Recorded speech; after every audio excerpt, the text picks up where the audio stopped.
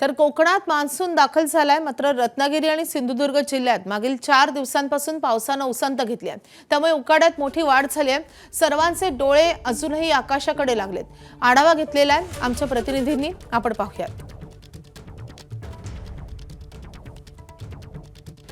मृग नक्षत्राच्या मुहूर्तावरती कोकणात पावसानं बरसायला सुरुवात केली आणि त्यानंतर पुढील 2 ते 3 दिवस पाऊस चांगला बरसला।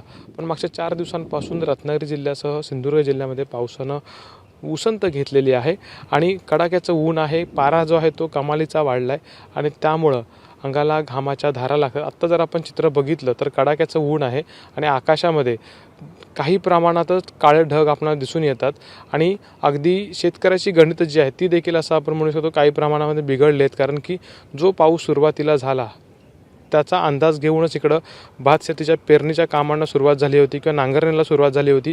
पण पाऊस थांबल्यामुळे साधारणपणे पुन्हा एकदा पावसाच्या आगमनाकडे सर्वांचे डोळे लागून राहिलेले आहेत। हा पाऊस गरजेचा आहे, कारण की मागच्या 4 ते 5 दिवसापासून पावसानं घेतलेली विश्रांती साधारणपणे सर्वांसाठी काळजीचं चित्र आहे। याचं कारण शेतीची कामं किंवा त्याच्यावर त्याचा परिणाम तर होईलच, पण त्याच वेळेला उकाडा देखील प्रचंड जाणवतोय। कॅमेरामन महबूब शेखसह अमोल मोरे, एबीपी माझा, रत्नागिरी।